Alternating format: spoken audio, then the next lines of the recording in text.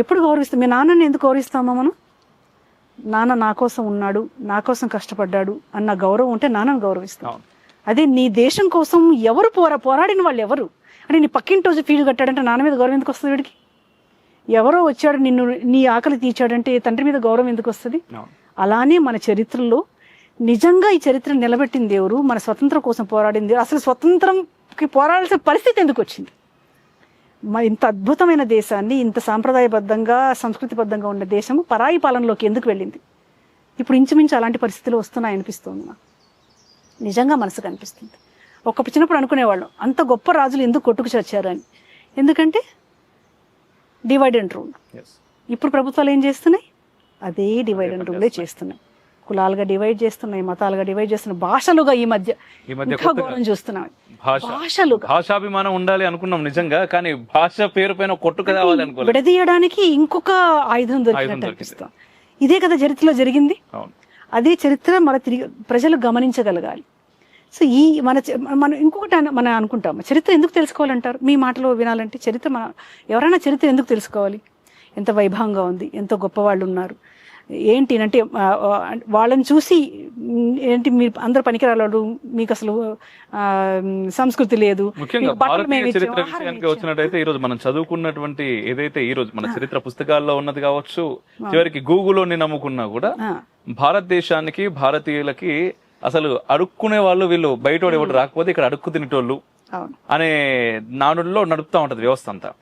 ఇక్కడ ఒక ప్రశ్న ఏంది అంటే, అట్లా అనుకునే వాళ్ళందరికీ కూడా మనం అడుక్క తింటా ఉంటే బయటోడు పైకి యుద్ధానికి ఎందుకు వచ్చిండు, దోసుకుపోవడానికి ఎందుకు వచ్చిండు?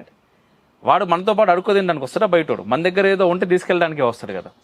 ఆ మాత్రం కామన్ సెన్స్ లేకుండా వాడు ఎవడో చెప్పింది దాన్ని పట్టుకుని వీళ్ళందరూ కూడా అదే మాట్లాడుతూ ఉంటారు. వాళ్ళు వచ్చేదాకా మనకు బుద్ధి లేదు, వాళ్ళు వచ్చేదాకా మనకు నాగరికత లేదు, మనకు సమాజం గురించి తెలియదు. వాడు ఎవడో వచ్చి మన దేశం కనిపెట్టిండు అని చెప్పి మన పుస్తకాలలో ఉంటది.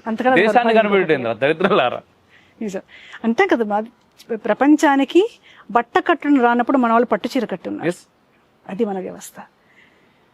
అత్యద్భుతమైన నావిక వ్యవస్థ ఉండేది. ఒక్కొక్కప్పుడు మొత్తం సముద్రాన్ని శాసించిన దేశం ఇది. మనం అంటాం కదా, ఈ స్పైసెస్ కి పుట్టినిల్లు అంటారు. మనం ప్రపంచ దేశాలకి ఈ సరుకులు మోసుకోవడంలో పోతే నాగరికతను మోసుకెళ్ళి నేర్పించిన దేశం ఇది. నాగరికతని నేర్పించడమే కాదు, సంస్కృతిని నేర్పించింది, సాంప్రదాయాలు నేర్పించింది, మనిషిగా నువ్వు ఎలా బతకాలో నేర్పించింది. అక్షరం ముక్క రానప్పుడు విశ్వవిద్యాలయాలు వెలిసాయి. ఇక్కడ విశ్వవిద్యాలయాలు తగలబెడితే నెలలు కాలాయని తెలుపుకున్నా. ఆ సంపద ఈ రోజే ఉంటే ఇంకా ఉంది. సంపద ఎక్కడుంది? మేధావుల మెదడులో ఉంది, గ్రంథ రూపాల్లో ఉన్నాయి, అక్షర రూపాల్లో ఉన్నాయి. ఇవన్నీ వెలికి తీసి ఆ వ్యవస్థని తీసుకొచ్చి చదువుల్లో గనక నిర్లక్ష్యం చేయగలిగితే గౌరవంగా నా దేశం అంటూ పెరిగే పరిస్థితి పిల్లలకు వస్తుంది. దీంతో పాటు ఇంకొక విషయం ఖచ్చితంగా, చరిత్ర ఎందుకు తెలుసుకోవాలనుకుంటారు?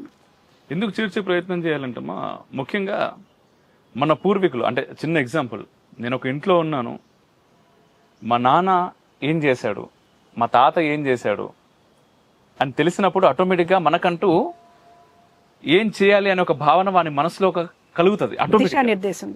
ఒక దిశ ఆటోమేటిక్గా, అరే మా నాన్న ఇట్లా చేస్తుండే, నేను అది చేయొద్దేమో, మా నాన్న చేయలేదు ఏ రోజు, నిన్న చేయకుండా ఇలాగే వెళ్ళాలి అనే ఒక భావన మీ లోపల కలుగుతుంది.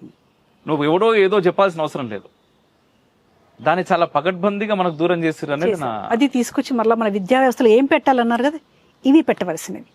ఇక్కడ వ్యక్తి నిర్మాణం జరుగుతుంది. ముందు ఆ న్యూనత నుంచి పోవాలి.